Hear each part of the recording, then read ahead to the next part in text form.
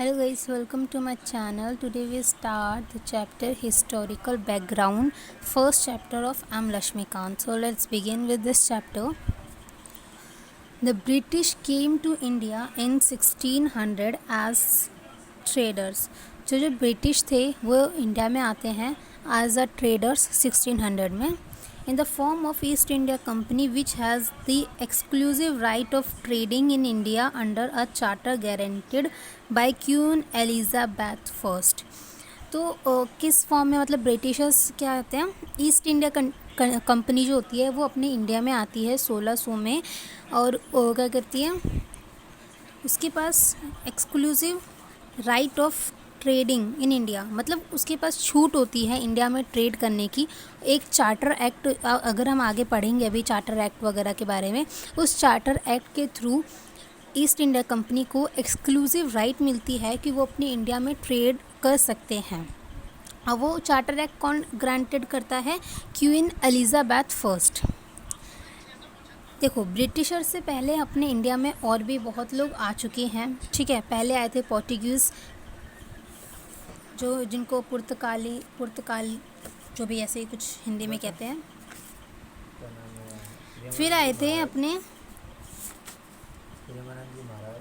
पहले आए थे पोर्टुगीज़, फिर आए थे अपने डच, फिर आए थे ब्रिटिश, थर्ड नंबर पे अपने ब्रिटिश आए थे, फिर आए थे डेन्स एंड फिर आए थे फ्रेंच, ठीक है। तो ऐसे इस ऑर्डर में आए थे। बट जो राज जिसने किया, जिसने अपनी इंडिया को कॉलोनियल पीरियड अपनी इंडिया ने फेस किया, वो किया था ब्रिटिशर्स की वजह से। इन 1765 the company which till now had purely trading functions obtained the Deewani, that is right over revenue and civil justice। तो 1765 में उस कंपनी ने, जो ईस्ट इंडिया कंपनी थे, वो पूरी एक क्या कह सकते हैं, company till now had purely trading functions, मतलब उसके पास पूरी तरह से ट्रेडिंग करने के जो फंक्शंस होते हैं वो आ चुके थे। जैसे कि दीवानी राइट उसको मिली थी, जिसमें क्या था, right over revenue and civil justice of Bengal से ईस्ट इंडिया कंपनी ने क्या लिया था, दीवानी राइट्स ले ली थी।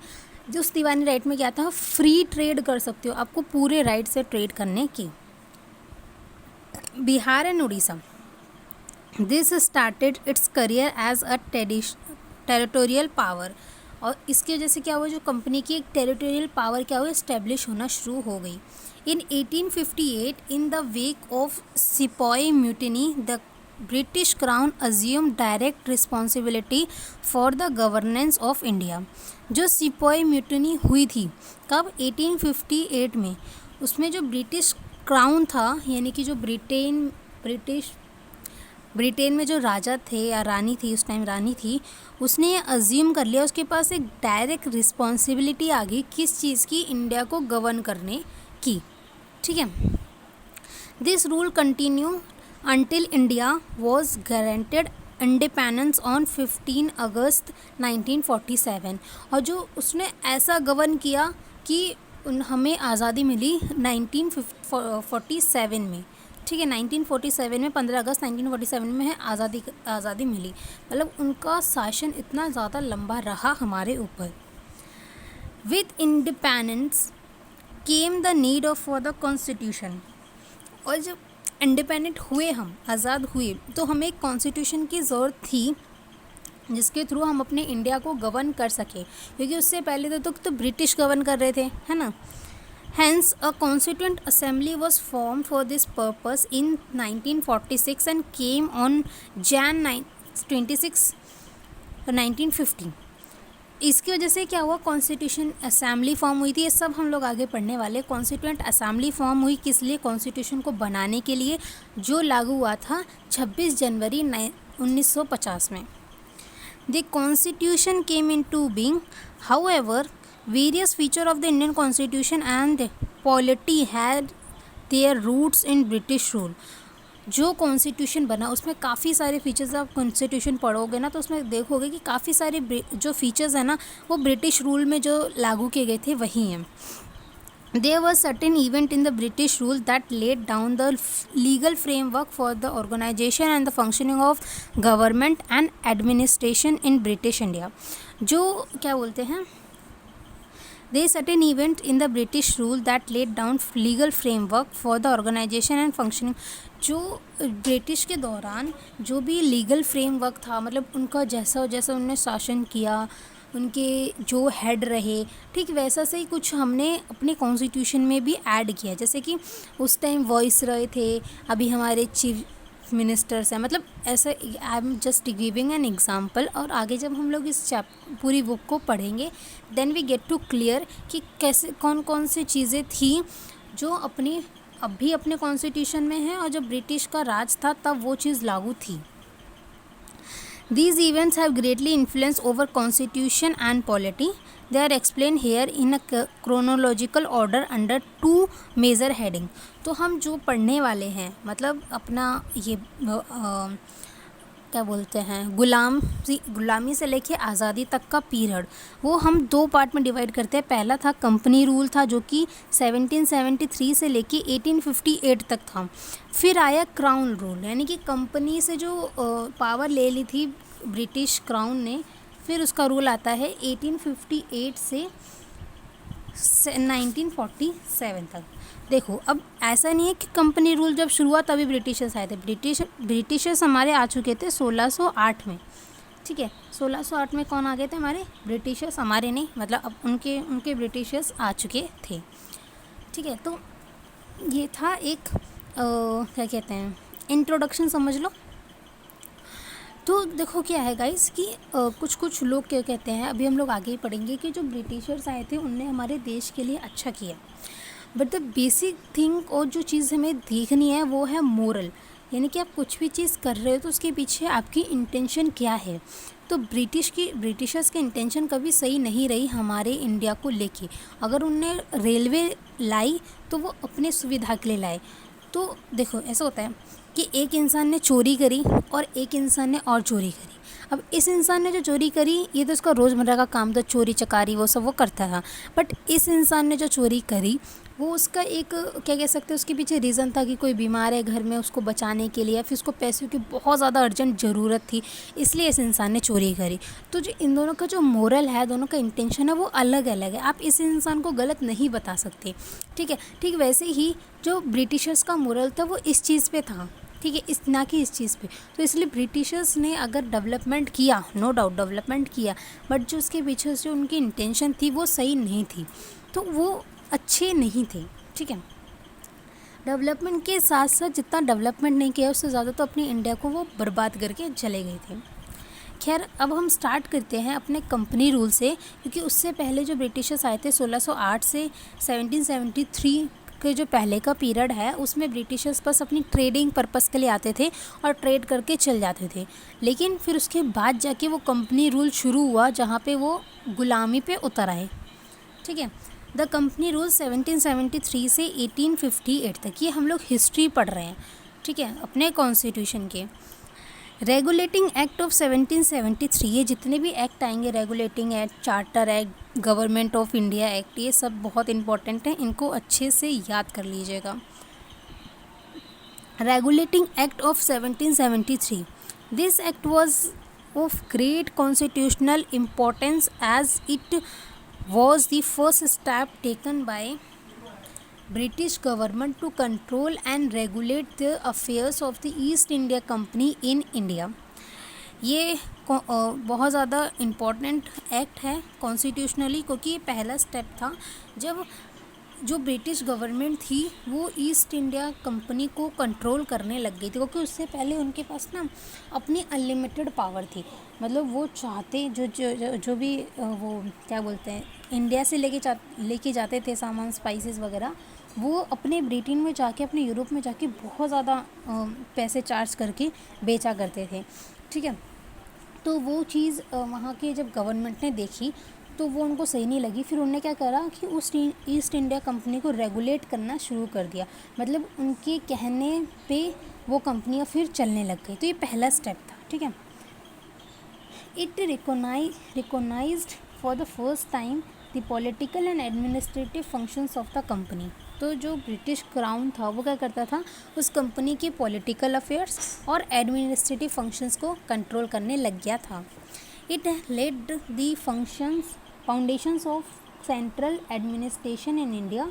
जो फाउंडेशन था, मतलब अपने इंडिया में कैसा शासन होना चाहिए, वो भी किसके कंट्रोल में चला गया, ब्रिटिश गवर्नमेंट के कंट्रोल में चला गया।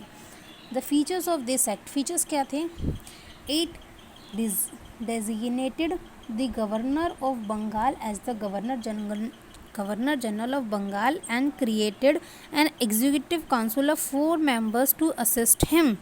तो क्या था इसमें, क्या फंक्शंस थे कि जो गवर्नर होगा बंगाल का, उसको गवर्नर जनरल ऑफ बंगाल कहेंगे, और साथ साथ एक एग्जीक्यूटिव बॉडी बना दी थी 4 लोगों की, जिसमें वो क्या करेंगे, उनकी जो गवर्नर जनरल है उसकी सहायता करेंगे। The first such governor general जो बने थे वो थे lord Warren Hasting. It made the governor of Bombay and Madras presidencies subordinate to the governor general of Bengal. उन्हें क्या कहते हैं, बॉम्बे और मद्रास प्रेसिडेंसी के भी गवर्नर जनरल बना दिए थे, बट वो काम किसके नीचे करते थे, गवर्नर जनरल ऑफ बंगाल के।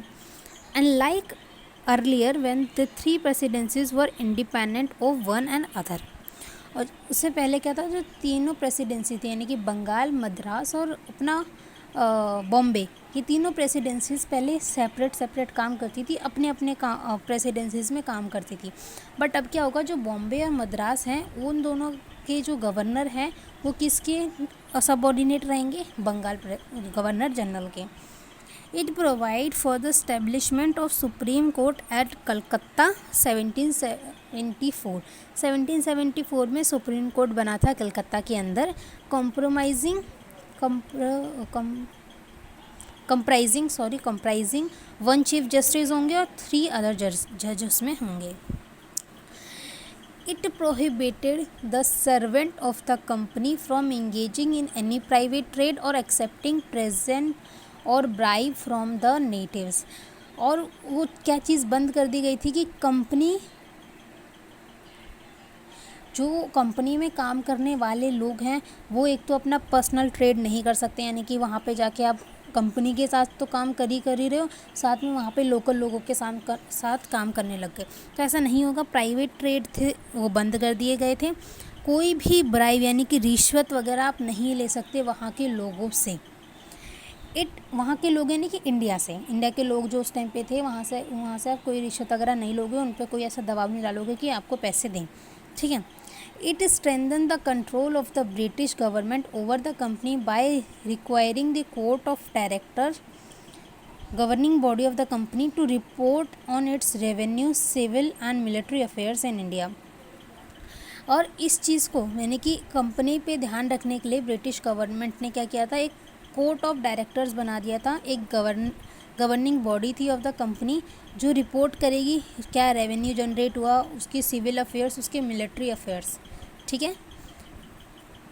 अमेंडिंग एक्ट ऑफ 1781, तो 1773 में एक रेगुलेटिंग एक्ट आया, दूसरा एक्ट आया amending act of 1781। It in a bid of rectifying the defeats of the regulating act of 1773।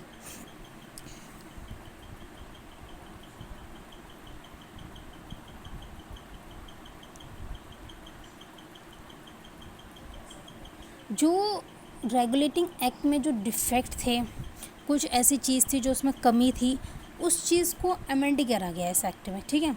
The British parliament passed the amending act of 1781 known as act of settlement, जिसको कहा गया act of settlement. ये act क्यों था, ये act इसलिए था जो भी रेगुलेटिंग एक्ट में जो कि 1773 में आया था, उसमें अगर कोई कमी रह गई हो, कोई डिफेक्ट रह गए हों, उनको रेक्टिफाई करने के लिए, ठीक है, ये एक्ट लाया गया था। इसको कहा था एक्ट ऑफ सेटलमेंट, जो कि आया था 1781 में।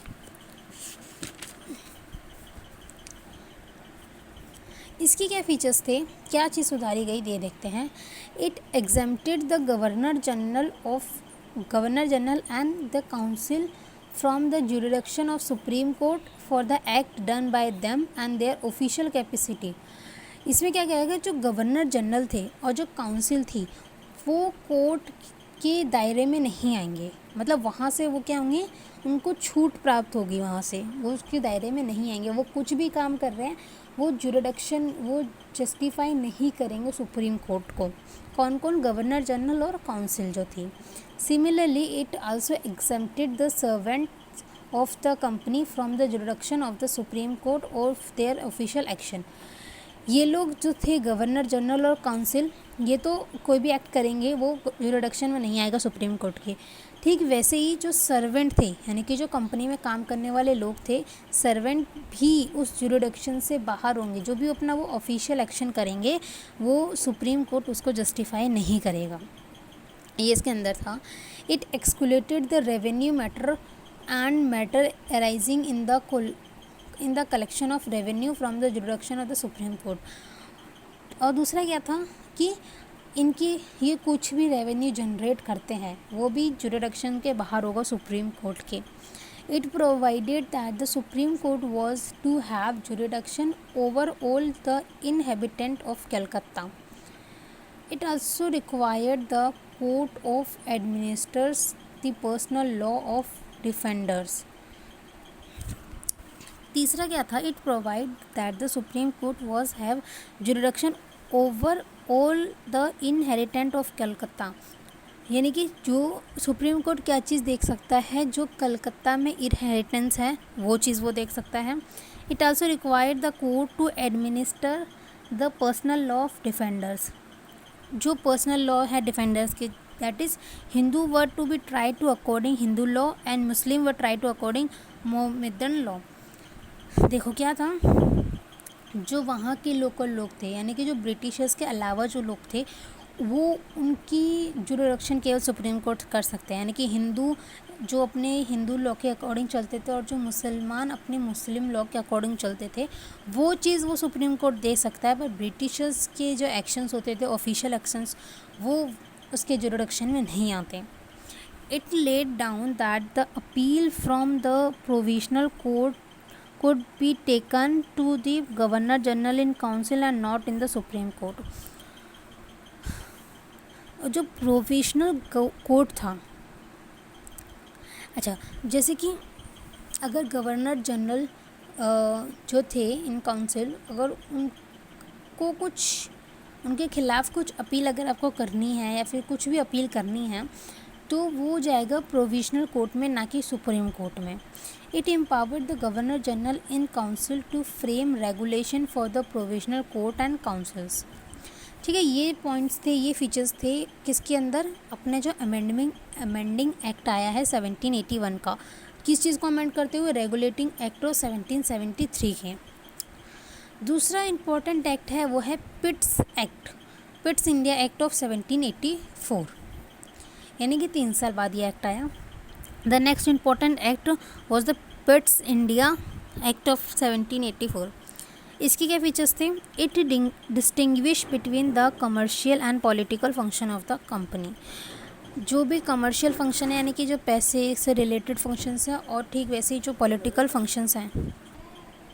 सो पिट्स एक्ट में क्या आया कि जो भी उनके पैसे से रिलेटेड फंक्शंस होंगे या फिर और जो राजनीति से रिलेटेड फंक्शन होंगे, दोनों के दोनों अलग होंगे, दोनों को एक चीज़ में आप नहीं मिला सकते। It allowed the court of director to manage the commercial function but create a new body called board of control to manage political affairs. तो अब यहाँ पे 2 बॉडी बना दी गई। जब उसके फंक्शंस अलग अलग हो गए तो उसको सुपरवाइज़ करने के लिए भी तो क्या होना चाहिए, सुपरवाइज़ करने के लिए भी बॉडीज़ होनी चाहिए। तो कोर्ट ऑफ डायरेक्टर बनाया गया कमर्शियल अफेयर्स को मैनेज करने के लिए, और दूसरा क्या था अपना बोर्ड ऑफ कंट्रोल बनाया गया पॉलिटिकल अफेयर्स को मैनेज करने के लिए। Thus it establish a system of double government. तो अभी यहाँ पे क्या इस्टेब्लिश हो गया, डबल गवर्नमेंट का सिस्टम इस्टेब्लिश हो चुका है। It empowered the board of control to supervise and direct all operations of the civil and military government or revenue of the British possessions in India। अब board of control क्या क्या, board of control क्या क्या supervise करेगा, एक करेगा civil affairs, एक करेगा मिलिट्री अफेयर्स और एक करेगा, सो बोर्ड ऑफ कंट्रोल क्या सुपरवाइज करेगा, एक करेगा सिविल अफेयर, एक करेगा मिलिट्री अफेयर और एक करेगा जो रेवेन्यू जनरेट हुआ था जिसके लिए वो बना था, इसलिए बना था ना। देखो यहाँ पे बोर्ड ऑफ कंट्रोल किस लिए, पॉलिटिकल अफेयर्स को करने के लिए।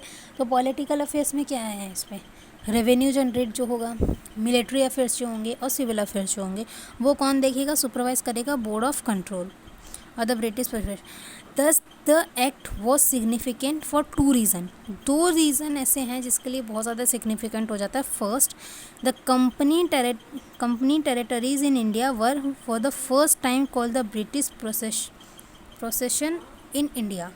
तो जो कंपनी थी वो क्या कहलाई गई, ब्रिटिश प्रोसेशंस इन इंडिया, यानी कि ब्रिटिश संपत्ति इन इंडिया। अच्छा, एंड दिस मतलब जो कंपनी थी वो क्या कहलाने लग गई कि ये इंडिया की संपत्ति है, यानी कि ब्रिटिश संपत्ति इन इंडिया, ब्रिटिशर्स की संपत्ति है इंडिया के अंदर, ये कहलाने लग गई। The second, the British government was given the supreme control over company affairs and it's administration in India.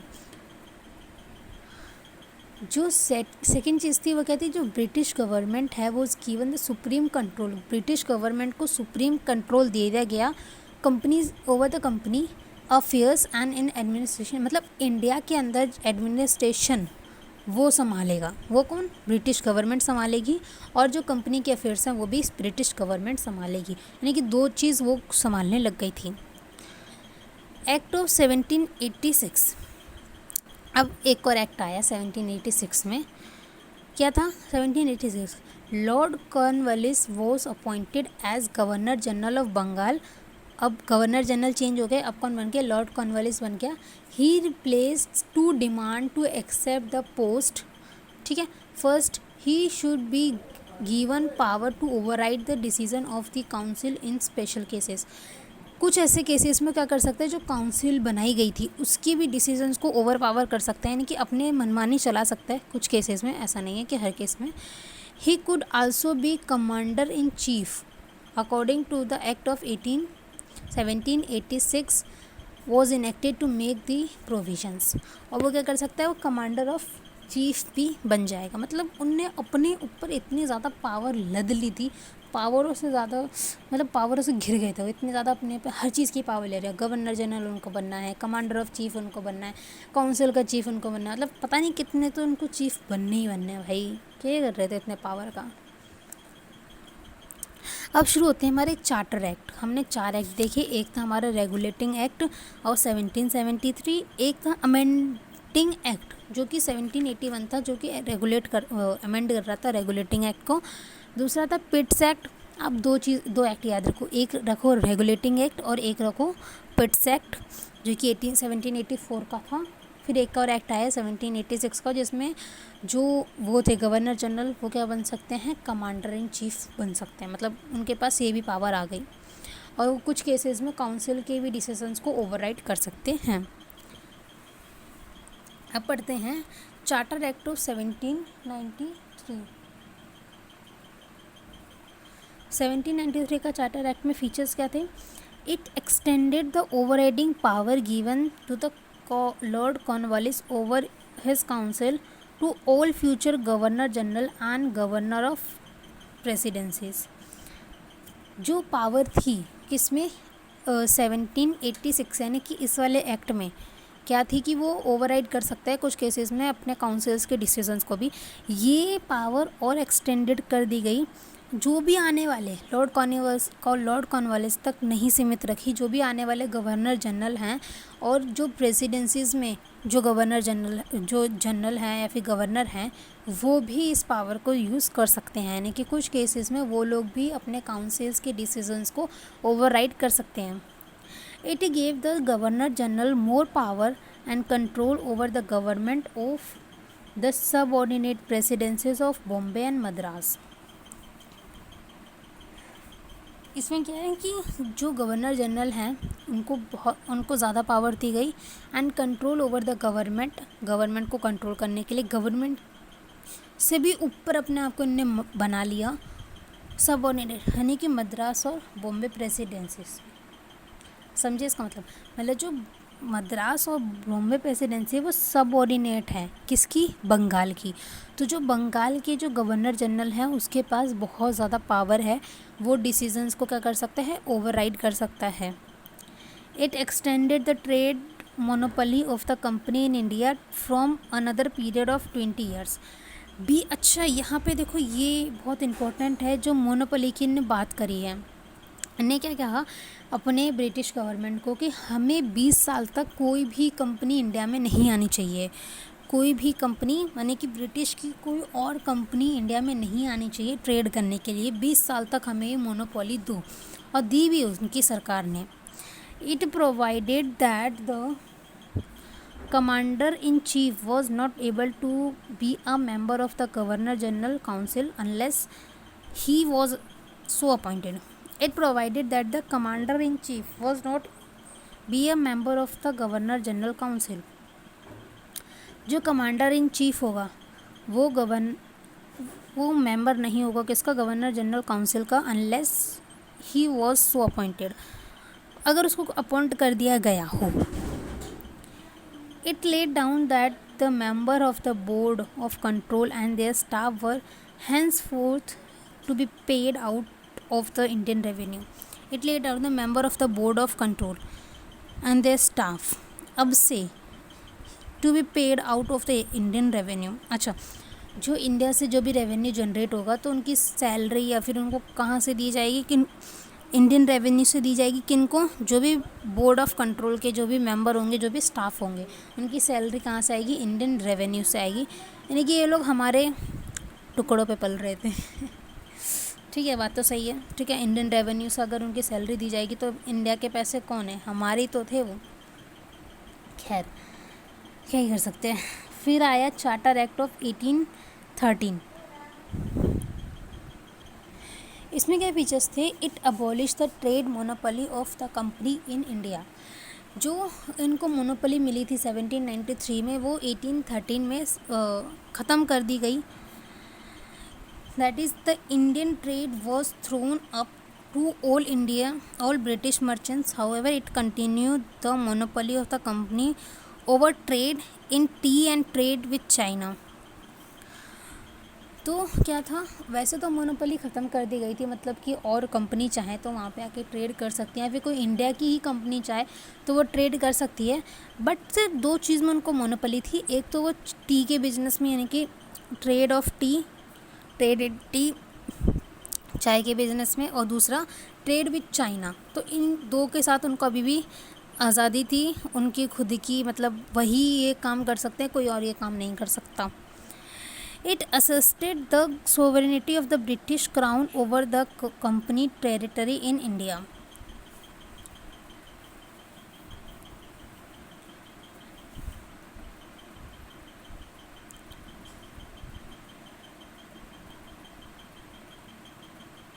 और इस बात पे ज़ोर दिया गया कि जो ब्रिटिश क्राउन था उनकी वो सोवरेनिटी पे रहे, मतलब कि उनके ऑर्डर्स या फिर वो ओवर यानी कि ऊपर रहें किससे, कंपनी से।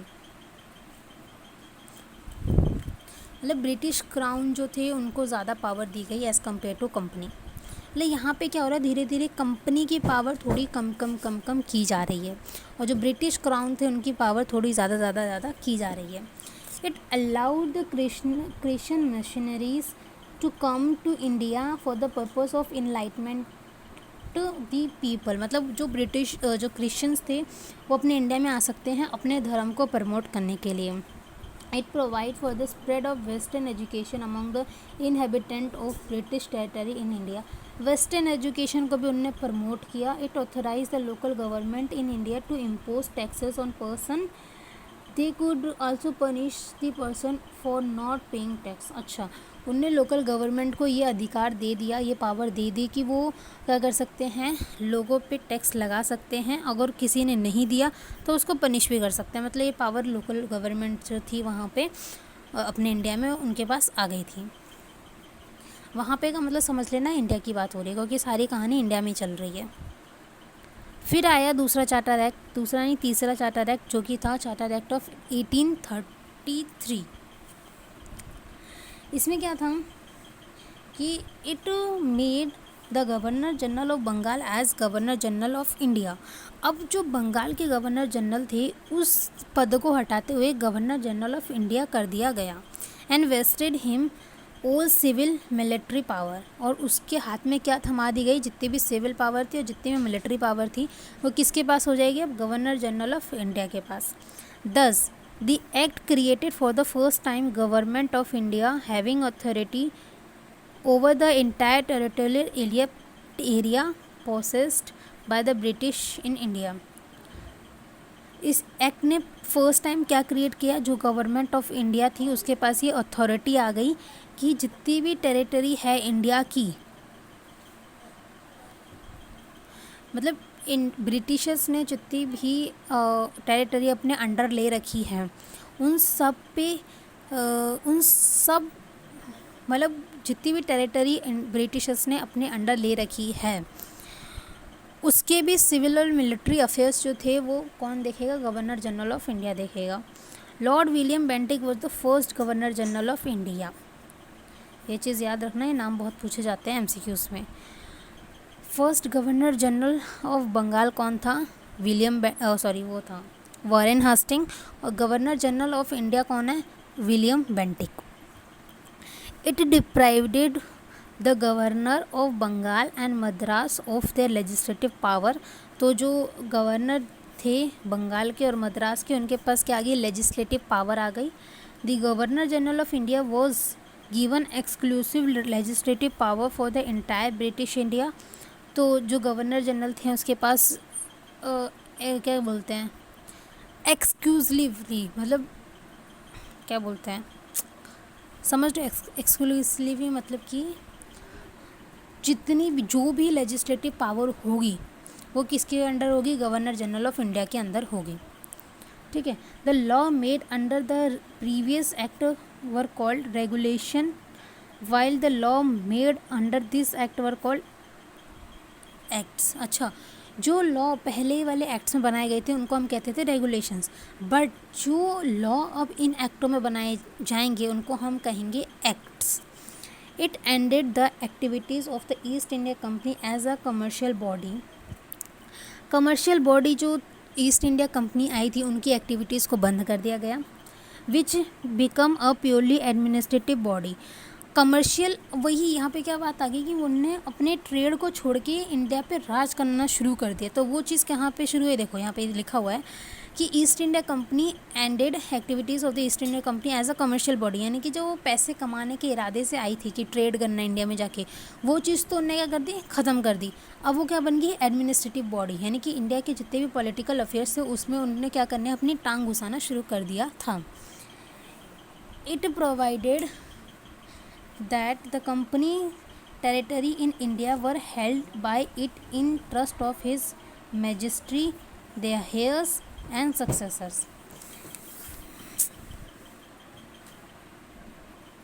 सो जो कंपनी की टेरिटरी थी इंडिया में, मतलब जो टेरिटरी, कुछ ऐसी टेरिटरी रही होंगी जो कंपनी के अंदर थी, जो कंपनी के अंदर थी, अब वो किस पे थी, in trust of his majesty, यानी कि महिमा, हिज हेयर्स यानी कि वारिस, और सक्सेसर यानी कि उत्तराधिकारी।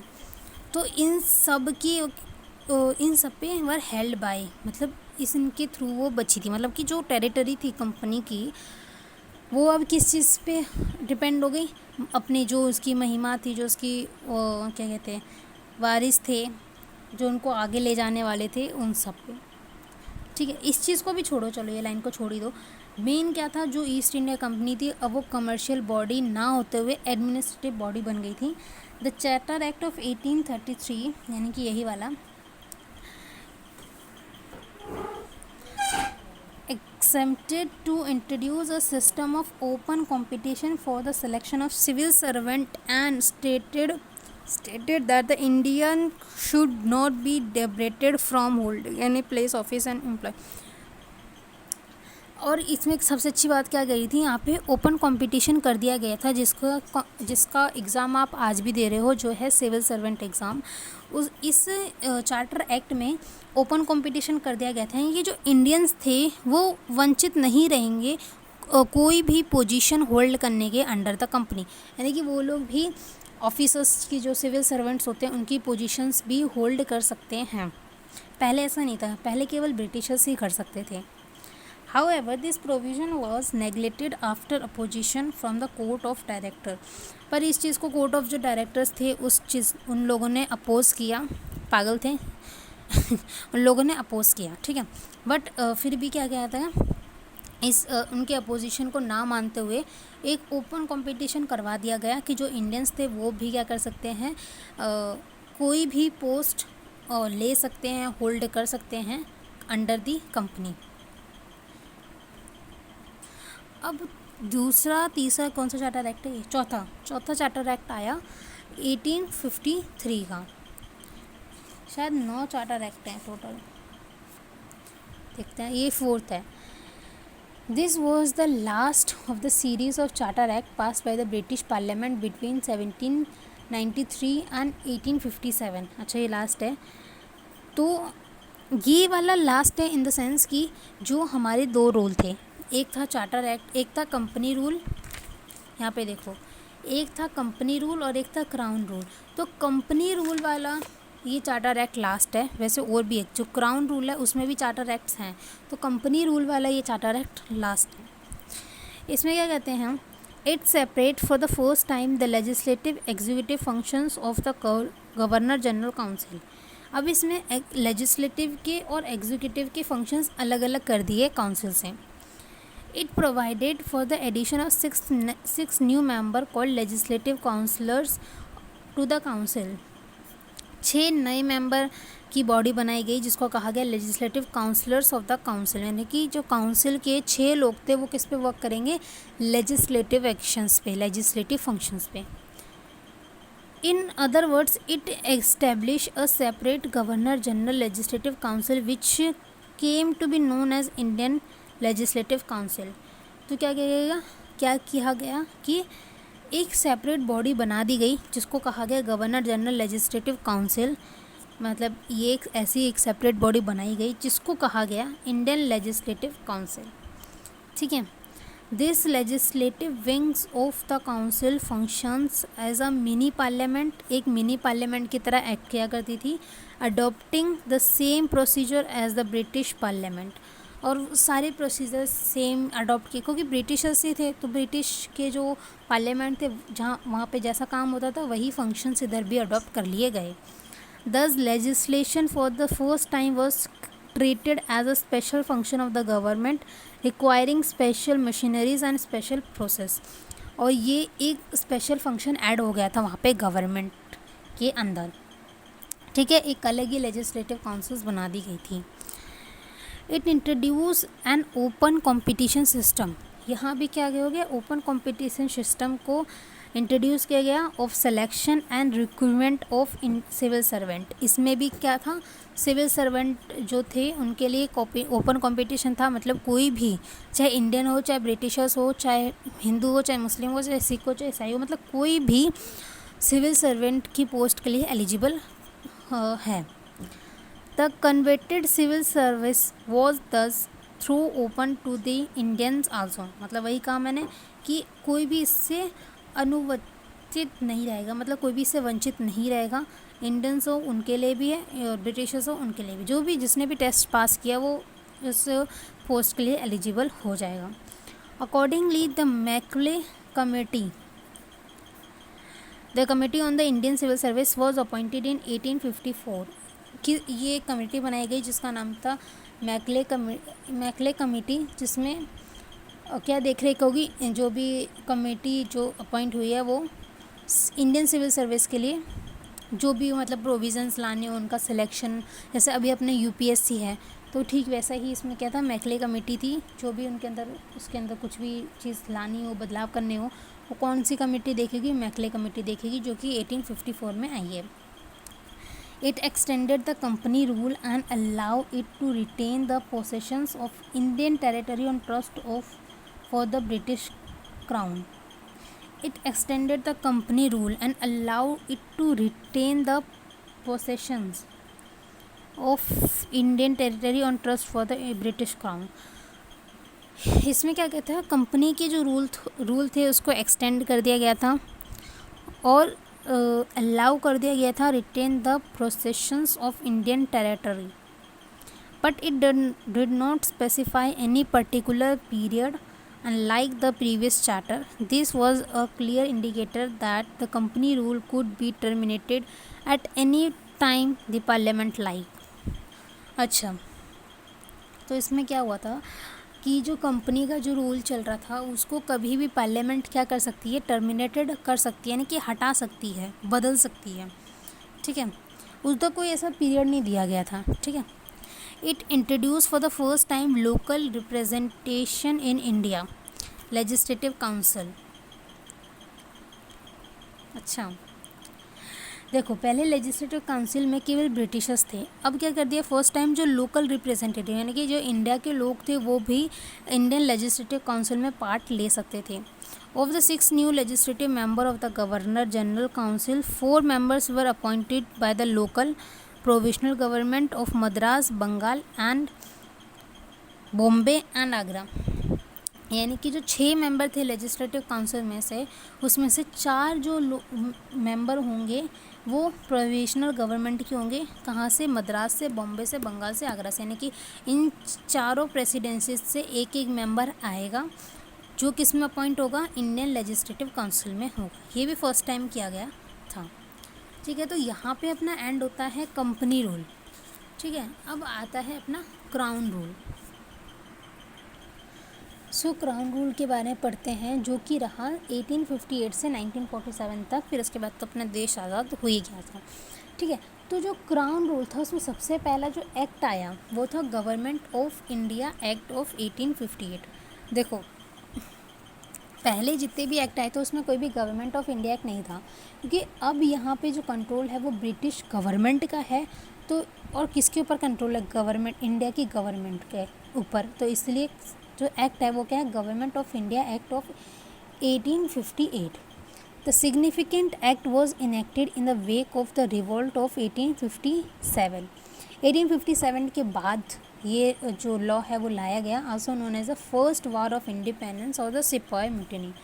जो 1857 का रिवोल्ट था उसको फर्स्ट वार ऑफ इंडिपेंडेंस कहा जाता है और सिपाही म्यूटिनी भी कहा जाता है. The act known as the act for the good government of India abolished the East India Company and transferred the power of government, territory and revenue to the British Crown. जो यहाँ पे थी east India company क्या होगी, ख़त्म हो चुकी है यहाँ पे, ठीक है. मतलब उस कंपनी को यहाँ से बाहर फेंक दिया गया है इंडिया से. और जो जितनी भी पावर है, जितनी भी मिलिट्री पावर है, जितनी भी रेवेन्यू की पावर है, जो भी है सारी पावर किसको ट्रांसफ़र कर दी गई, ब्रिटिश क्राउन को ट्रांसफ़र कर दी गई. इसमें क्या फीचर्स थे, it provide that India henceforth was to be governed by and in the name of her majesty.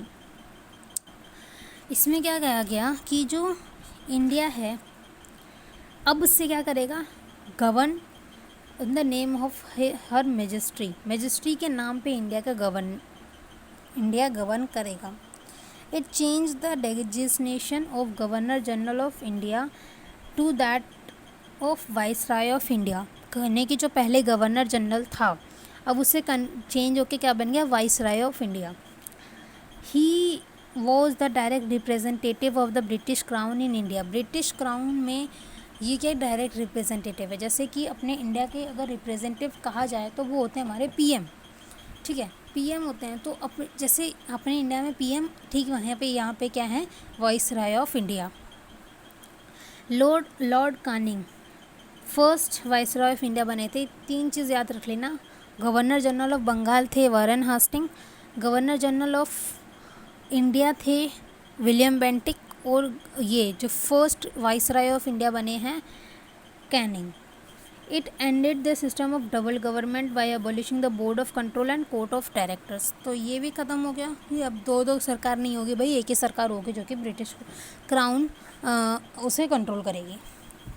It create a new office secretary of state for India.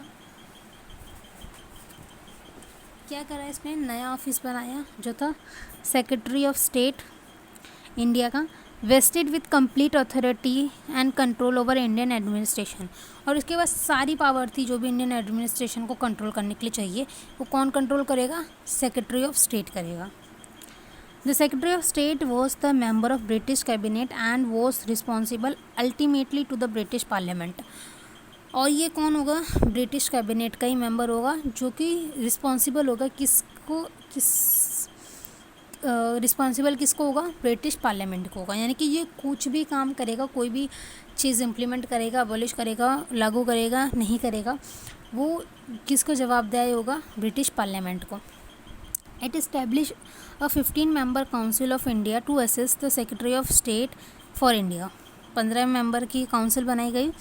The council was an advisory body. The secretary of state was made the chairman of the council. 15 लोगों की council बनाई गई जो कि क्या करेगी, advice करेगी जो सेक्रेटरी ऑफ इंडिया होगा उसको, और जो सेक्रेटरी होगा ऑफ स्टेट होगा, इंडिया नहीं, सेक्रेटरी ऑफ स्टेट होगा, वो उसका चेयरमैन होगा। It constituted the secretary of state in council as a body corporate capable of issuing and being sued in India in England. The Act of 1858 was, however, largely confined to the improvement of administration machinery by which the Indian government was to supervise the control in England. ये जो act आया है 1858 का, क्या करेगा, improvement कर रहा है एडमिनिस्ट्रेटिव मशीनरीज़ के अंदर, by which Indian government was supervised and control in England.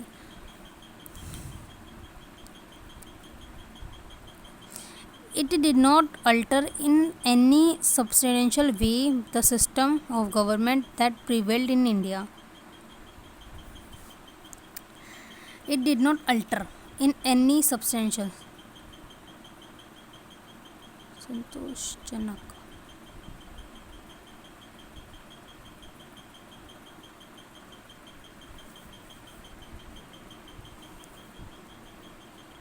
सो इसमें क्या बोला गया है कि कोई भी अगर आपको इम्प्रूवमेंट करनी होगी एडमिनिस्ट्रेशन के अंदर, फिर एडमिनिस्ट्रेटिव मशीनरीज़ के अंदर, तो इंडियन गवर्नमेंट किसको सुपरवाइज़ करेगी, इंग्लैंड में जो गवर्नमेंट बैठी है यानी कि ब्रिटिशर्स को।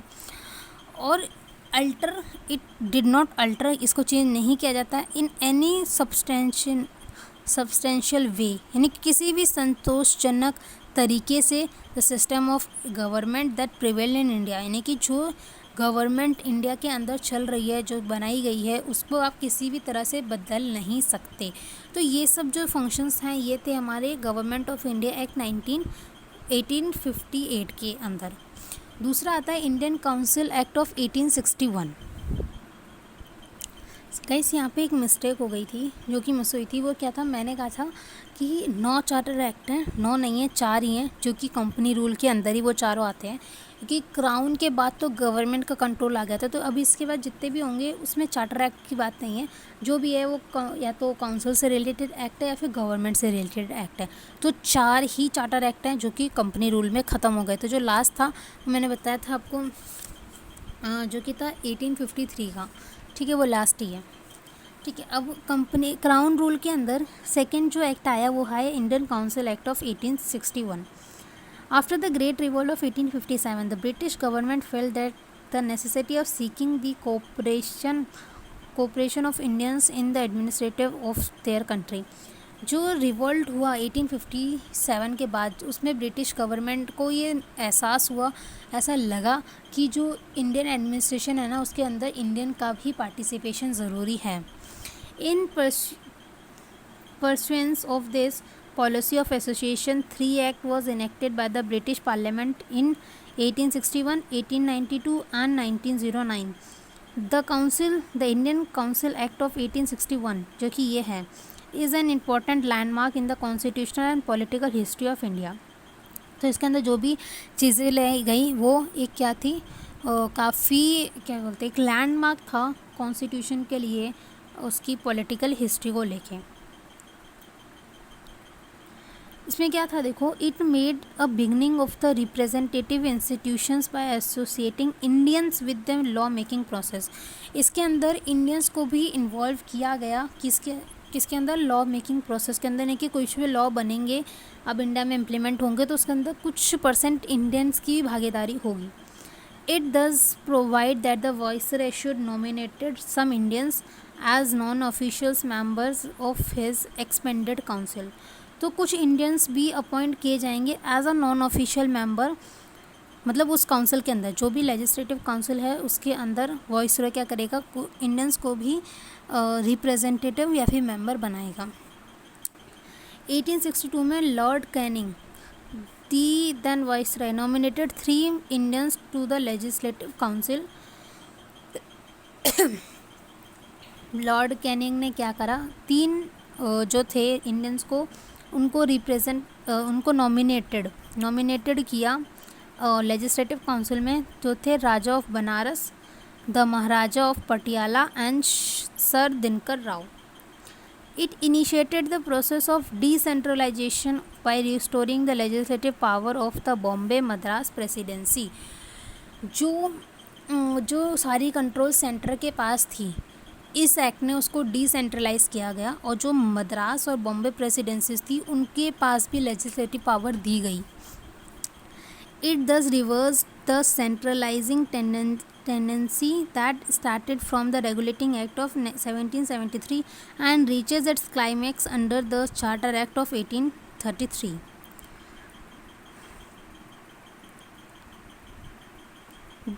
This policy of legislative devolutions resulted in the grant of almost complete internal autonomy to the provisions in 1937। ये हम आगे देखेंगे। It also provided for the establishment of a new legislative council for Bengal.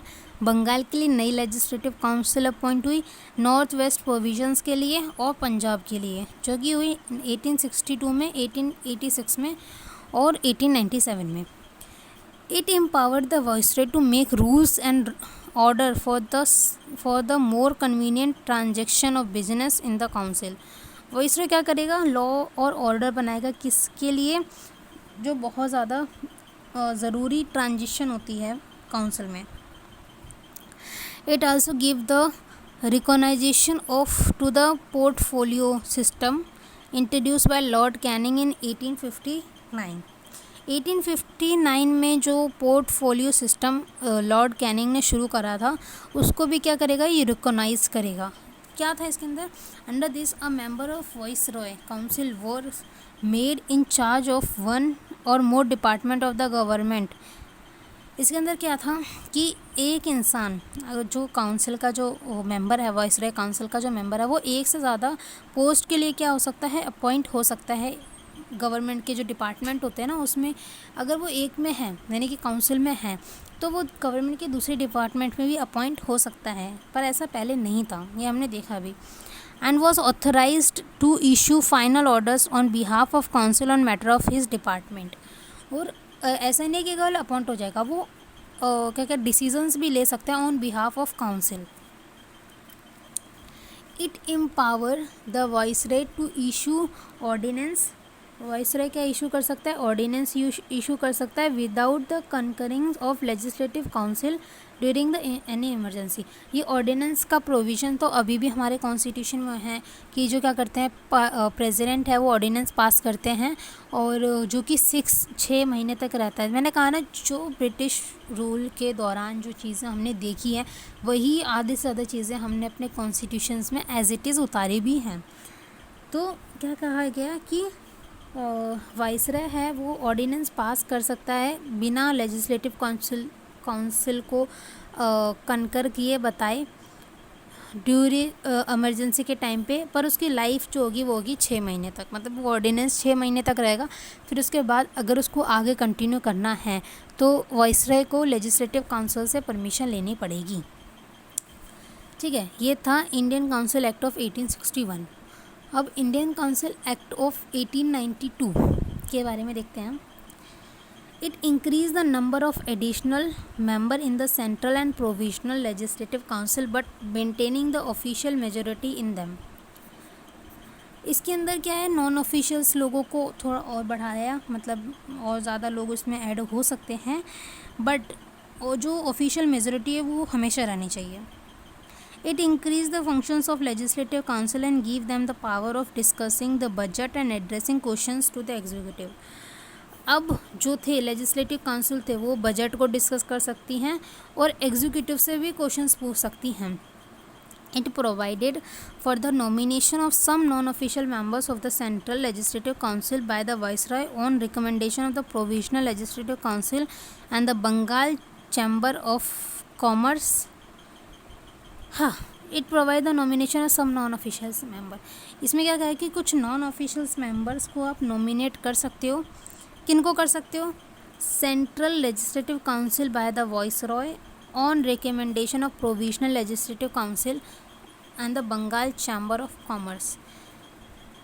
ऐसे कुछ लोग को आप नॉमिनेट कर सकते हो जो कि मतलब जो प्रोविजनल लेजिस्लेटिव काउंसिल है उनने आपको रिकमेंड करे हों, या फिर बंगाल की चैम्बर ऑफ कॉमर्स ने अगर आपको किसी इंसान को नॉमिनेट किया है तो आप उसको मतलब उनने अपनी तरफ से कोई इंसान भेजा है तो आप उसको नॉमिनेट कर सकते हो. किसके अंदर? As a non official legislative council के अंदर. दैट ऑफ सेकेंड आप क्या कर सकते हो? That of provisional legislative council by the governor on the recommendation of a district board, municipalities, universities, trade associations, जमींदार एंड चैम्बर. गवर्नमेंट के recommendation पे भी आप क्या कर सकते हो? किसी इंसान को नॉमिनेट कर सकते हो एज अ लेजिस्लेटिव काउंसिल. इसके अंदर लेजिस्लेटिव काउंसिल के अंदर रिकमेंडेशन डिस्ट्रिक्ट बोर्ड से अगर किसी ने भेजा हो, म्यूनसिपैलिटी का हो, यूनिवर्सिटी का हो, ट्रेड एसोसिएशन का हो, जमींदार हो, या फिर चैम्बर्स हो. इनमें से मतलब अगर किसी ने आपको सजेस्ट किया कि आप इस इंसान को लेजिस्लेटिव काउंसिल में रख लो, नॉमिनेट कर लो, तो आप कर सकते हो as a non official. The act made a limited and indirect provisions for the use of election in filling up some of the non-official seat both in the central and provisional state legislative council. अब क्या है, election के time पे आप क्या कर सकते हो? जो नॉन ऑफिशियल्स हैं यानी कि जो इंडियंस हैं, सीधी सी बात यहाँ पे इंडियन की हो रही है, इंडियन को सेंट्रल में भी वो आ सकते हैं और प्रोविजनल लेजिस्लेटिव काउंसिल में भी उनके लिए सीट है. The word election was however not use in act. Election word को यूज़ नहीं किया गया है. The process of was describing as nomination made on recommendation of certain bodies. तो ये तो खैर है ही, ठीक है. तो इसके अंदर जो 1892 का एक्ट आया उसके अंदर ये सब चीज़ें बताई गई, ये सब फीचर्स उसके हैं. अब जो दूसरा एक्ट है वो है इंडियन काउंसिल एक्ट ऑफ 1909. यहाँ पे मिस प्रिंट है तो आप इसको ठीक कर लीजिएगा. Indian council act of 1909. ये जो एक्ट है ये बहुत ज़्यादा ज़रूरी है क्योंकि देखो इसको कहा जाता है मोर्ले मिंटो रिफॉर्म, और ये काफ़ी बार 1 मार्क क्वेश्चंस में भी आ जाता है कि मोर्ले मिंटो रिफॉर्म कौन से एक्ट को कहा जाता है. ऐसा क्यों कहते हैं? क्योंकि lord Morley was then secretary of state for India and lord Minto was the viceroy of India. इन दोनों के नाम पे ये एक्ट को लाया गया, मोर्ले मिंटो रिफॉर्म. इसके अंदर क्या था? It considerably increase the size of legislative council both central and provisional. इनने और ज़्यादा साइज़ को बढ़ा दिया लेजिस्लेटिव काउंसिल के, सेंटर में भी और प्रोविजनल में भी. प्रोविजनल मतलब जो ब्रिटिश के अंदर है, सेंट्रल जो इंडिया नहीं ऐसा नहीं है. तो सेंट्रल और प्रोविजनल के अंदर इन्हें क्या किया, लेजिस्लेटिव काउंसिल्स को उनके साइज़ को और थोड़ा बढ़ा दिया गया. The number of members in the central legislative council was raised from 16 to 60. मतलब 16 से बढ़कर कितने लोग हो गए? 60 लोग हो गए. किसके अंदर? सेंट्रल लेजिस्लेटिव काउंसिल के अंदर. The number of members in the provisional legislative council was not uniform. और जो दूसरा था उसके अंदर जो लोग थे वो यूनिफॉर्म नहीं थे, मतलब कभी ज़्यादा कभी कम. ऐसा कोई फिक्स नंबर नहीं था कि इतने नंबर ही होंगे. जैसे सेंटर में यहाँ पे बता दें कि 60 लोग हो गए, वैसे ही वहाँ पे फिक्स नहीं था. ठीक है। It retain official majority in the central legislative council but allowed the provisional legislative council to have non-official majority। Central के अंदर जो मेजोरिटी थी वो ऑफिशियल लोगों की थी, मतलब ऑफिशियल मेजोरिटी थी, और जो प्रोविजनल लेजिस्लेटिव काउंसिल के थे उसके अंदर मेजोरिटी नॉन ऑफिशियल्स की थी। It enlarged the deliberative functions of the legislative council at both the levels। enlarge deliberative function अधिकारीहीन functions जो थे उनको बढ़ा दिया था दोनों लेवल पे, सेंट्रल लेवल पे भी और प्रोविजनल लेवल पे भी। For example members were allowed to ask supplementary questions, move resolutions on the budget and so on. तो ये सब वो लोग कर सकते थे, यानी कि अब इनकी पावर्स को क्या कर रहे हैं और थोड़ा बढ़ा रहे हैं। It provided for the first time for the association of India with the executive council of the viceroy and governor.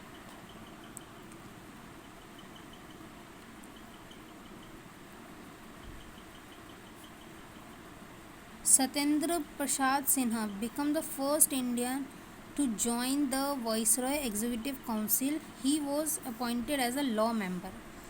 ठीक है, तो ये तो समझ ही गए होंगे। It provided for the association of India with the Executive Council of the Viceroy and Governor। अच्छा, पहली बार ऐसा हुआ कि इंडियंस अब क्या कर सकते हैं, पहले तो लेजिस्लेटिव काउंसिल ज्वाइन कर सकते थे, अब एग्जीक्यूटिव काउंसिल भी इंडियंस जो हैं वो ज्वाइन कर सकते हैं। जो फर्स्ट ज्वाइन करने वाले थे वो थे सत्येंद्र प्रसाद सिन्हा, जो कि लॉ मेंबर बन के गए किसके अंदर, एग्जीक्यूटिव काउंसिल के अंदर। It introduce a system of communal representation of for Muslim bye accepting the concept of separate electorate. Communal यानी कि सांप्रदायिकता, यानी कि अब सेपरेट इलेक्टोरेट के हिसाब से सिस्टम बना दिया गया था, कम्युनल रिप्रेजेंटेशन को शुरू कर दिया गया था। यानी कि मुस्लिम कम्युनिटी से एक मुस्लिम इंसान उठ कर आया अपने रिप्रेजेंटेशन से, हिंदू से एक हिंदू उठ के गया, सिख से एक सिख, क्रिश्चियन से एक क्रिश्चियन, तो ऐसे एक सेपरेट इलेक्टोरल का कंसेप्ट क्या गया, इंट्रोड्यूस किया गया। Under this muslim member were to be elected by the muslim voters. जो मुस्लिम इंसान था वो मुस्लिम वोटर्स उसको इलेक्ट करेंगे। Thus the act legalized communalism and Lord Minto came to known as a father of communal electorate। तो ये Lord Minto के time पे आया था, तो इसको इसलिए उनको कहा जाता है फादर ऑफ कम्युनल इलेक्टोरेट। ठीक है। It also provide for the separate representation of presidency, cooperation, chamber of commerce, universities and जमींदार। सेपरेट रिप्रेजेंट, अब इन सबको भी अलग अलग अपना एक रिप्रेजेंटेशन मिलने लग गया, यानी कि चैम्बर ऑफ कॉमर्स को, यूनिवर्सिटीज़ को, जमींदारों को, मतलब ये भी अपना एक रिप्रेजेंटेशन, अपने ग्रुप का रिप्रेजेंटेशन कर सकते हैं। ठीक है, तो ये काफ़ी इम्पोर्टेंट एक्ट है, इसको ध्यान रखिएगा। अब जो आ रहा है एक्ट वो है, ये एक्ट है 1 2 3 4, ये है चौथा act, government of India act of 1919। ये भी काफ़ी इंपॉर्टेंट एक्ट है, काफ़ी सारे क्वेश्चंस में देखने को मिलता है। On August 20, 1917 the British government declare for the first time that it's objective was the gradual introduction of responsible government in India. British सरकार ने ये पहली बार कहा कि जो हमारा ऑब्जेक्टिव है वो है रिस्पॉन्सिबल गवर्नमेंट बनाने का इंडिया के अंदर। The government of India act of 1919 was thus enacted which came into force in 1921। ये एक्ट को 1991 में बना दिया गया था, बट जो लागू हुआ वो 1921 में हुआ। This act is also known as Montagu Chelmsford reform. यानी का इंपॉर्टेंट है, Montagu's was the secretary of India for India and lord Chelmsford was the viceroy. इन लोगों ने अपने नाम पे अपने नाम को फेमस करने के लिए उस पर एक्ट बना रखे हैं। तो जो वो थे मॉन्टेग्यू थे वो सेक्रेटरी ऑफ स्टेट थे, और चेम्सफोर्ड थे वो वाइसरॉय थे। इसके अंदर क्या कहा गया था, It relaxed the central control over the provisions by demarking the separate center and provisional subject. ये अभी पता है कैसा है, अभी अपना स्टेट लिस्ट है, मतलब सेंटर का काम अपना अलग होता है और स्टेट का काम अलग होता है, कोई किसी के काम में इंटरफेयर नहीं करता। ठीक वैसे यहाँ पे क्या कर दिया कि जो पावर थी सेंटर की वो अलग दे दी गई और जो प्रोविजंस के पावर थी उनके सब्जेक्ट्स थे वो अलग कर दिए गए। अभी के टाइम पे अपना सेंटर और स्टेट है ना, ठीक वैसे ही द सेंट्रल एंड, ये कितने सारे पावर है इसमें, तो the central and provisional legislatures were authorised to make laws on their respective list of subject. तो अपने अपने जो भी उनके अंदर अंडर सब्जेक्ट्स आते हैं उन पे वो दोनों अपने लॉज बना सकती हैं। However the structure of government continue to centralize and unitary। पर जो गवर्नमेंट का स्ट्रक्चर था वो कैसा था, सेंट्रलाइज था और यूनिटरी था, यानी कि सारी पावर सेंट्रल के अंदर थी और यूनिटरी यानी कि सारी पावर किसके साथ वेस्टेड थी, सेंटर के साथ ही वेस्टेड थी। बट जो सब्जेक्ट अलग अलग डिवाइड हुए थे वो प्रोविजनल गवर्नमेंट अपने सब्जेक्ट पे बनाएगी, सेंट्रल गवर्नमेंट अपने सब्जेक्ट पे लॉ बना सकती थी। इट फर्दर डिवाइडेड, जैसे कि अभी देखा जाए अभी के हिसाब से अगर बात करो तो स्टेट अपने लॉ बनाती है और सेंटर अपने लॉ बनाती है, बट जो सेंटर के लॉ होते हैं वो ज़्यादा प्रिवेलिंग होते हैं। ठीक है, अगर किसी स्टेट ने लॉ बनाया और अगर सेंटर ने उस स्टेट के लॉ बनाया तो जो वहाँ पे जो लॉ माना जाएगा वो सेंटर का माना जाएगा। ठीक है, सेंटर यहाँ पे क्या करे, प्रिवेल करती है और इमरजेंसी के टाइम पे सारी पावर किसके पास आ जाती है, सेंटर के पास आ जाती है। तो इसलिए अपने इंडिया को क्या कहते हैं, सेंट्रलाइज और यूनिटरी भी कहते हैं। It further divided the provisional subject into 2 part. Provisional subject को कितने पार्ट में डिवाइड कर दिया गया, 2 पार्ट में, ट्रांसफर्ड एंड रिजर्व्ड। कुछ ऐसे जो ट्रांसफर्ड हैं और कुछ ऐसे जो रिजर्व्ड हैं। Transfer subject were to be administered by the governor with the aid of minister responsible to the legislative council। Transfer subject वो सब्जेक्ट हैं जो कि गवर्नर क्या करते हैं, गवर्न करता है, गवर्नर रिस्पॉन्सिबल होता है ऑन द एड और advice of ministers of legislative council. और रिजर्व सब्जेक्ट्स वो होते हैं were to be administered by the governor and his executive council without being responsible to the legislative council. और reserved वो होते हैं जो ऐसे जो गवर्नर ही क्या बोलते हैं करता है, बट ऑन द एड और एडवाइस ऑफ एग्जीक्यूटिव काउंसिल। मतलब सिंपल सी बात है, ट्रांसफर्ड सब्जेक्ट्स में जो गवर्नर होता है वो करता है on the aid of legislative council और रिजर्व में गवर्नर ही करता है on the aid of executive council. This dual scheme of governance known as a diarchy in term derived from the Greek word diarchy which means double rule। This experiment was largely unsuccessful।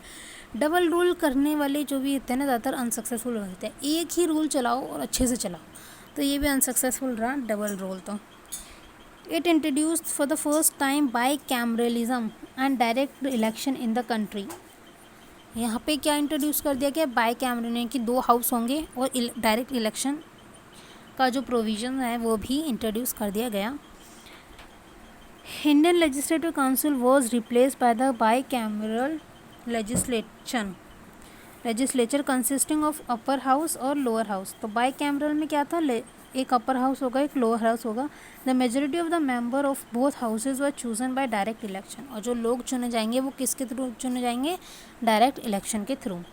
It required that the 3 of 6 member of the Viceroy Executive Council out of the Commander of Chief were be Indian। अब यहाँ पे Indian को भी representation मिलने लग गया, तो जो एग्जीक्यूटिव बॉडी थी उसके अंदर क्या होगा, 3 लोग क्या होंगे, 6 में से 3 लोग इंडियन होंगे। It extended the principle of communal representation by providing separate electorate of for 6 Indian, Christian, Anglo Indians and Europeans. इन चारों कम्युनिटी को भी क्या किया गया, एक सेपरेट अपना रिप्रेजेंटेशन का प्रोविज़न दिया गया। मतलब ये लोग अपने अपने ग्रुप के रिप्रेजेंटेटिव बना सकते हैं। It granted franchise to a limited number of people on the basis of property, tax and education. Franchise यानी कि वोट करने का जो अधिकार था वो था जिनके पास ज़मीन है, जो टैक्स देते हैं और जो पढ़े लिखे लोग हैं। It created a new office of high commissioner for India in London and transferred to him some of the functions heretofore performed by the Secretary of State for India. एक नया ऑफिस खोला गया high of the high commissioner for India, London के अंदर खोला गया, and transfer him, कुछ power उसको दे दी गई अब तक जो परफॉर्म कर रहा था सेक्रेटरी ऑफ स्टेट इंडिया के अंदर। यानी कि जो अब तक सेक्रेटरी ऑफ स्टेट परफॉर्म कर रहा था इंडिया के अंदर, उसकी कुछ पावर किसको दे दी गई, जो कमिश्नर है लंदन में, उसका जो ऑफिस है उसको। It provided for the establishment of a public service commission, public service commission को इस्टेब्लिश किया गया। Hence a central public service commission was set up in 1926 for recruiting civil servant. यानी कि दो कमीशन अब यहाँ पे इस्टेब्लिश कर दी गई, एक किया गया पब्लिक सर्विस कमीशन, एक किया गया सेंट्रल पब्लिक सर्विस कमीशन, जैसे कि होता है यूपीएससी और एक होता है state PCS. It separate for the first time provisional budget from the central budget and authorize the provisional legislative to enact their budget।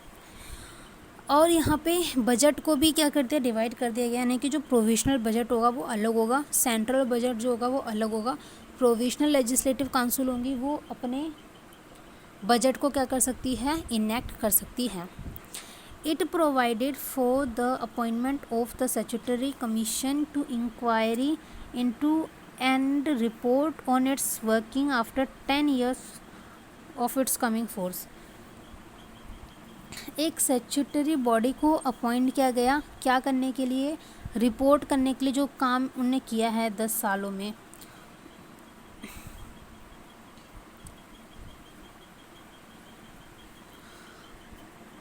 ठीक है, स्टैट्यूटरी यानी कि जो लॉ द्वारा कमीशन अपॉइंट हुआ हो उसको कहते हैं statutory.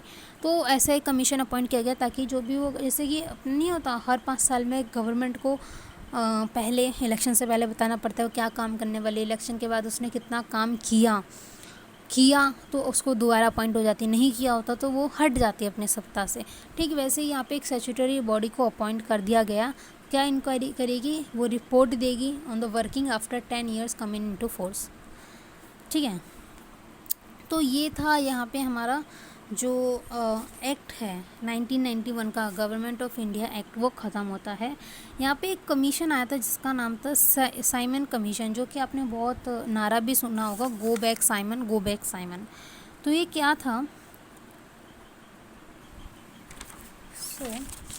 in November 1927 itself, that is 2 years before the schedule, the British government announced the appointment of 7-member statutory commission under the membership of Sir John Simon to report on the condition of India under its new constitution। तो यहाँ पे क्या कहा गया, एक statutory body appoint की गई British government के द्वारा, 7 लोगों की बॉडी थी जिसके चेयरमैन थे जॉन साइमन। उनका ही काम था रिपोर्ट देना कि इंडिया की कैसी कंडीशन है उनका नया कॉन्स्टिट्यूशन बनने के बाद। All the member of the commission were British and hence all parties boycotted this commission. उसके अंदर जितने भी लोग थे सारे ब्रिटिशर्स थे, इसलिए इंडिया के अंदर कोई भी पार्टी ने उस चीज़ को अलाउ नहीं किया, सब ने क्या किया, उसको बॉयकॉट ही किया। The commission submitted its report in 1930 and recommended the abolition of diarchy. उस कमीशन ने अपनी रिपोर्ट क्या करी, सबमिट करी गई, जिसमें उन्हें ये बताया कि जो डायरैकी सिस्टम था उसको अबॉलिश करने के लिए कहा गया। Extension of responsible government in the provision establish of a federation, extension of responsible government in the provision, यानी कि जो रिस्पॉन्सिबल गवर्नमेंट का एक्सटेंशन है प्रोविज़न के अंदर, establish of a federal of British India and princely state, continuation of communal electorate and so on. ये सब क्या गए, रिकमेंडेड किए गए। To consider the proposal of the commission, the British government convened 3 round table conference of the representative of the British government, British India and Indian princely state। 3 round table conference बैठाई गई, British government थे उसमें, British India थी और Indian princely state थे। ठीक है। On the basis of this discussion a white paper of on constitutional reforms were prepared and submitted for the recommendation of the joint select committee of the British Parliament. The recommendation of the committee was incorporated in the next Government of India Act of 1935. तो यहाँ पे 3 round table conference हुई किस किस के बीच में, British India के बीच में, मतलब ब्रिटिश इंडिया के बीच में, ब्रिटिश सरकार के बीच में और इंडियन प्रिंसली स्टेट्स के बीच में, और इंट्रोड्यूस किया गया एक white paper of constitutional reforms were prepare to submit for the concentration of joint select committee of the British parliament. The recommendation of this committee was incorporated in next government of India act of 1935. तो यहाँ पे हमने Simon commission के बारे में पढ़ा, क्या था साइमन कमीशन और किस बारे में था. ठीक है, नेक्स्ट देखते हैं अपना कम्युनल अवार्ड. ये क्या है? ये सब हम जो भी पढ़ रहे हैं ये हिस्ट्री पढ़ रहे हैं. अपने कॉन्स्टिट्यूशन को बनने से पहले क्या कहानी थी. इन अगस्त 1932 Ramsay McDonald the British prime minister announce a scheme of representation of the minorities which came to be known as a communal award. तो एक कम्युनल अवार्ड है जो कि रामसे मैकडोनल्ड थे, ब्रिटिश के प्राइम मिनिस्टर थे. उसने अनाउंस किया था scheme of representation of minorities, मतलब माइनॉरिटीज़ को रिप्रेजेंटेशन देने के लिए एक अवार्ड शुरू करा गया जिसको कहते हैं communal award. The award not only continued separate electorate from Muslim, Sikh, Indian Christian, Anglo-Indians and Europeans but also extended it to the depressed. मतलब जो भी सिंपल सी बात है यार, देखो जो भी माइनॉरिटीज़ थे उनको रिप्रेजेंटेशन देने के लिए अवार्ड शुरू करा गया था, जिसमें जो भी थे, देखो सिख हो गए, मुस्लिम हो गए, इंडियन क्रिश्चियन हो गए, एंग्लो इंडियंस हो गए, SC हो गए, STs हो गए, सबको मतलब आप एक तरह से रिप्रेजेंटेशन दे सकते हो. Gandhi was distressed over this extension of the principle of communal representation of, एक मिनट ये दिख नहीं रहा होगा, हाँ, so principle of communal representation to the depressed class and undertook fast unto death in Yerwalda jail, Pune to get the award modified. At last, there was an agreement between the leaders of the Congress and the depressed class. एक agreement बनाया कांग्रेस के बीच में और जो depress class थे उनके बीच में. The agreement known as a Poona pact, और उस एग्रीमेंट को कहा गया Poona pact. Retain the Hindu joint electorate and give reserve seat to the depress class, जिसमें सीट्स, रिजर्व सीट्स दी गई किसको, डिप्रेस क्लास को, जो आज भी दी जाती हैं SC STs को, OBCs को. ठीक है, नेक्स्ट हम देखते हैं government of India act 1935.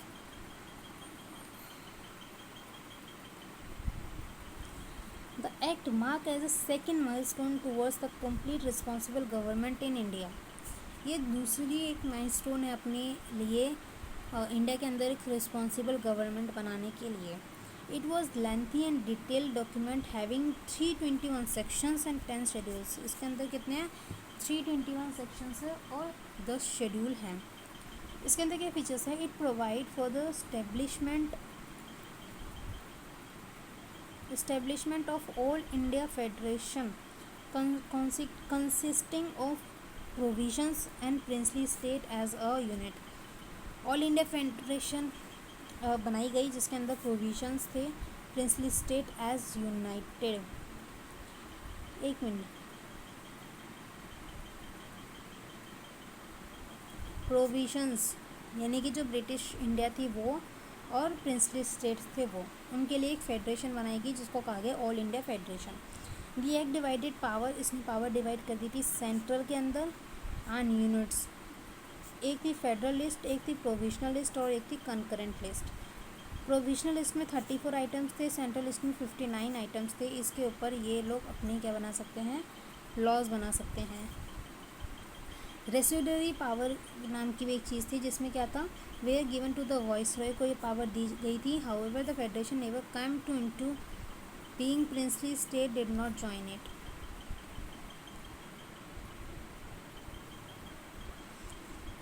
Princely state ने इस चीज़ को ज्वाइन नहीं किया।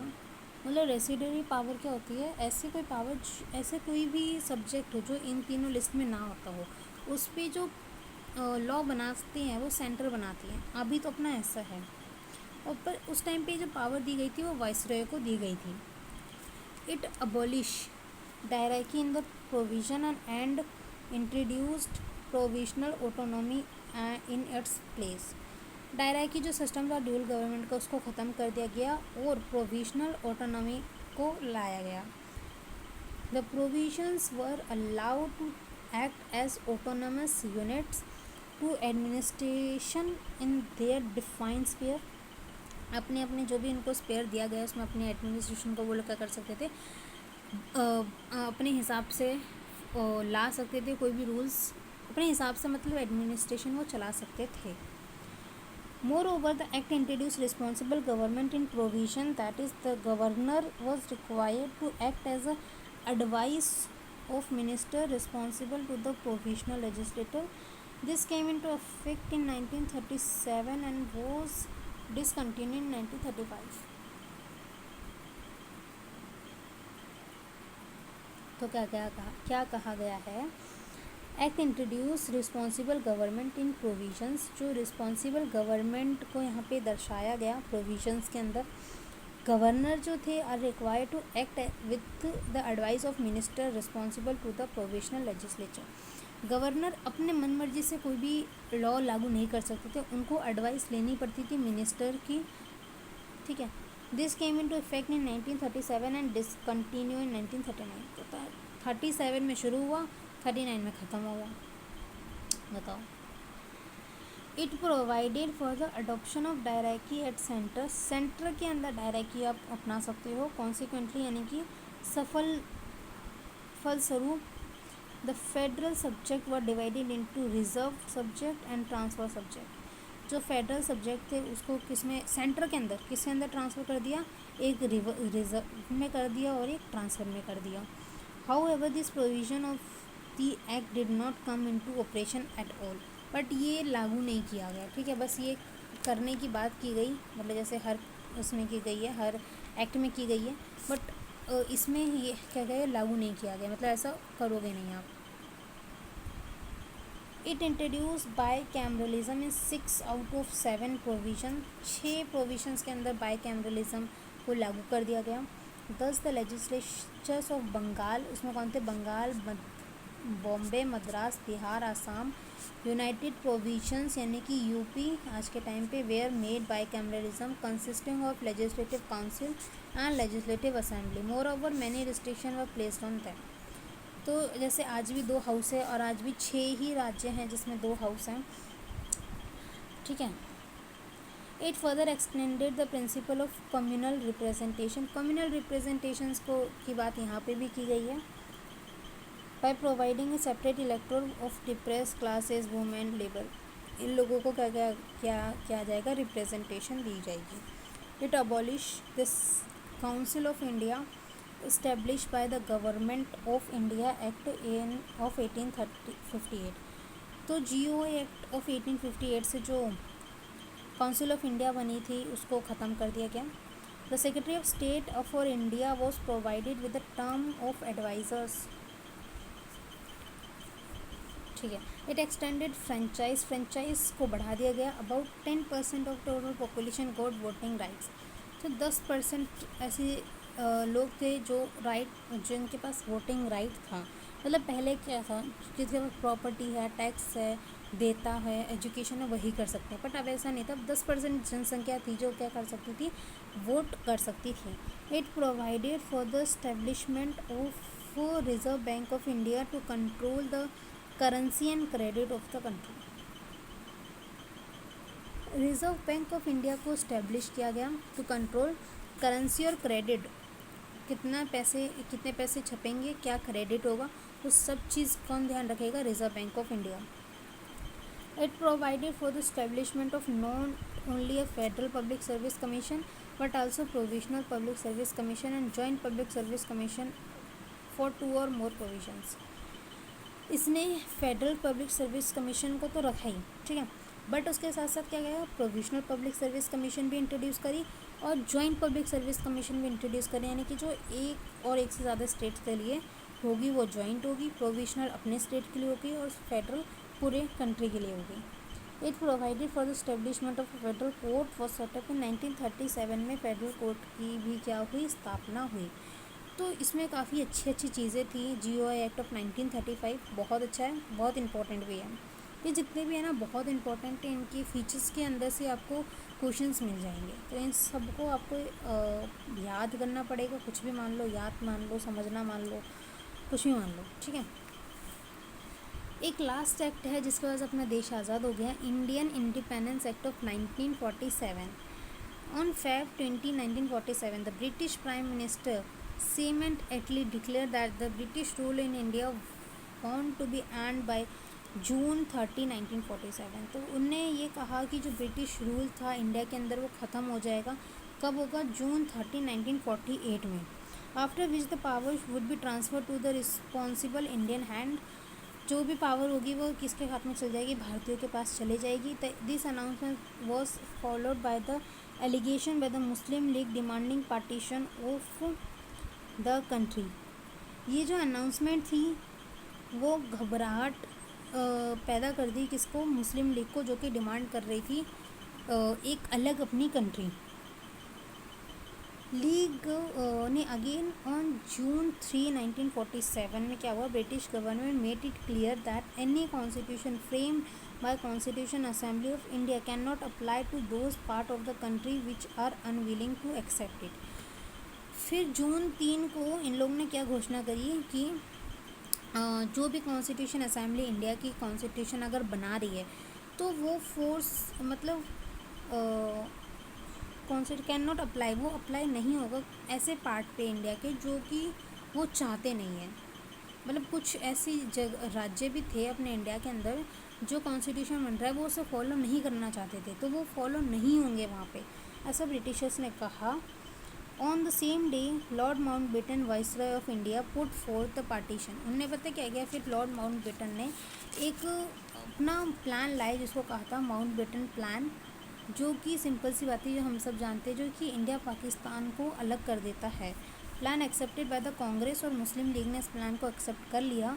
Immediate effect given the plan enacting independence Indian act. उसके बाद क्या हुआ, अपना इंडिया अलग हो गया और पाकिस्तान अलग हो गया।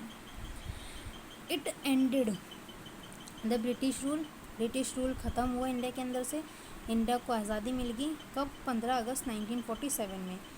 It provided for the partition of India and creation of two independent domination secret of the British Commonwealth.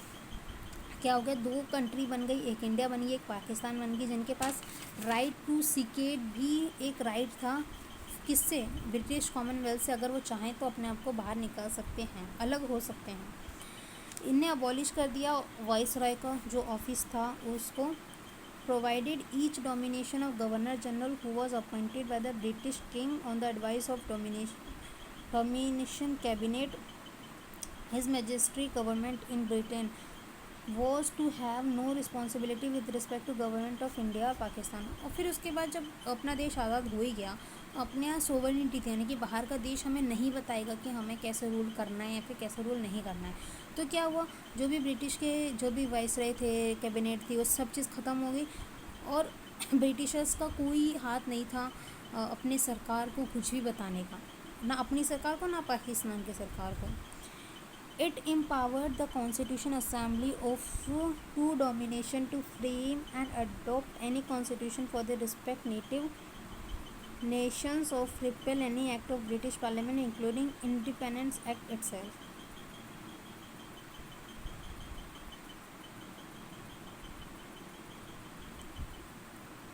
हाँ, इंडियन के जो कॉन्स्टिट्यूशन असेंबली थी उसके पास ये पावर थी, जो भी रूल्स और एक्ट बने हैं अभी तक ब्रिटिशर्स ने बनाए थे इंडिया के ऊपर, वो चाहे तो उस चीज़ को एक्सेप्ट कर लें और चाहे तो उस चीज़ को रिपेल कर दें, ठीक है। It empower constitution assembly both domination of legislate for their respective territory till new constitution were draft and enforced. और जब तक नया कॉन्स्टिट्यूशन नहीं बन रहा था, जब तक जो जैसा चल रहा है, जो जैसा लॉ था वो वैसा चलता रहा, no act of the British parliament passed after 18, हाँ कोई भी एक्ट उसके बाद, आज़ादी के बाद ब्रिटिश पार्लियामेंट पास नहीं कर सकती थी इंडिया के ऊपर, वॉज एक्सटेंडेड इधर new domination unless it abolish the office of secretary of state. सब चीज़ मतलब जो भी ब्रिटिशर्स की थी वो सब चीज़ खत्म हो गई थी। And transferred his function to the secretary of state from the commonwealth affairs. It proclaim the lapse of British paramountcy, यानी कि जो उनका सर्च मतलब वो अपने आप को जो सुप्रीम बताते थे वो चीज़ ख़त्म हो चुकी थी over the princely Indian princely state and treaty relation with the tribal areas and बस, मतलब जो अपने आप को पैरामाउंटेसी बताती थी वही सुप्रीम है, वो सब चीज़ें क्या हो गई थी, ख़त्म हो चुकी थी।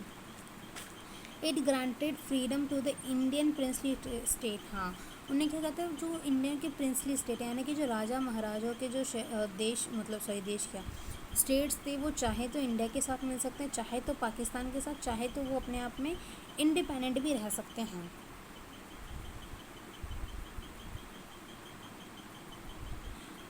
जो अपना गवर्नमेंट ऑफ इंडिया एक्ट था 1935, उसके अकॉर्डिंग क्या चल रहा था, अपना इंडिया का गवर्नेंस चल रहा था। कब तक, जब तक हमारा नया कॉन्स्टिट्यूशन फ्रेम नहीं हो जाता।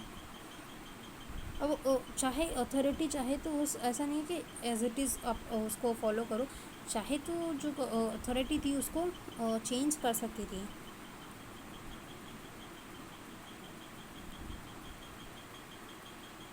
जो ब्रिटिश मोनार्की थी for his right to veto,